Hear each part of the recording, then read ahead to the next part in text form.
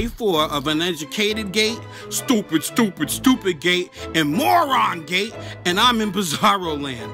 My head literally hurts. Let me be clear.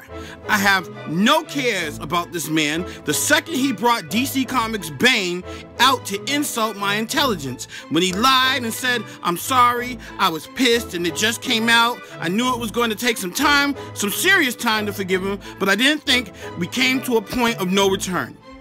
However, now he's too damaged. He's not going to call people who are standing up for a cause uneducated morons, apologize, and then be an Indian giver and then take it back after he apologized. When he apologized the first time, I should have said, black, black, no trading back, no color beats it, no erases, but he's not gonna do this stuff and have my vote. I don't care if Satan himself is running against Joe Petty. If that makes me a turtle rider, then call me Leonardo, because I've always been fond of the color blue. And another thing, you guys have been saying a lot of, "Stop taking away from this successful event. You're demeaning the entire protest." Your memory is as bad as Petty's. When you were covered on Mass Live, Telegram and Gazette, Boston News, CBS, Worcester Magazine, and so on and so on and so on and so on, you claim someone took away from your event? It seems to me like you're just mad because you didn't get enough praise for your efforts. When Martin Luther King was fighting for freedom, he was doing it to get things accomplished and not to get a national pat on the back. He said, "Free at last, free at last. Thank God Almighty, we are free at last." He didn't say, "Give me my props." Even more, your event was an astounding success. Everything you wanted outside of becoming celebrities happened. Gaffney was defeated. The freedoms for immigrants now, at this time, are just as good as they were under Obama, thanks to that Washington judge. So what's the problem? Why can't someone call Petty out for what he said? Why is this salt in a wound when you haven't been wounded? What are we talking about? My head, man, my head. What's even more mind-boggling is the fact that Petty lies to your face and you believe him. Not only do you believe him over your own ears and your own heart. Tell the truth. Just be quiet and tell the truth. Deep down, you know that was him. That wasn't Bane from Batman. That was Joe Petty. But you'll ignore your gut feeling, which is fine. But let me ask you this. This is a good question. Gaffney was caught on the tape, caught on the hot mic doing the same exact thing Petty did. There's no way in heaven you'd buy it. That's a fact.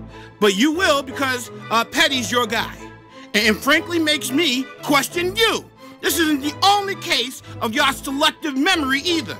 Before November, you guys are like, "I'm with Hillary, I'm with Hillary, I'm with Hillary." But she was the same one who, when talking about people of color, said, "Not just gangs of kids anymore. They are often the kinds of kids that are called super predators. No conscience, no empathy. We can talk about why they ended up that way, but first we have to bring them to heel." We must make them heal. And what about her husband? Oh, Bill. Oh, touch him, Bill. Bill Clinton stood before y'all, and he had this to say about immigrants. "All Americans are rightly disturbed by the number of illegal aliens entering our country. That's why our administrators moved aggressively to secure our borders more by hiring a record number of new border guards, by deporting twice as many criminal aliens as ever before, by cracking down on illegal hiring, by barring welfare benefits to illegal aliens. In the budget, I will present that we will try to do more." My Bill Clinton is horrible. What are we talking about? Oh, in the Holy Grail, a half of you hypocrites.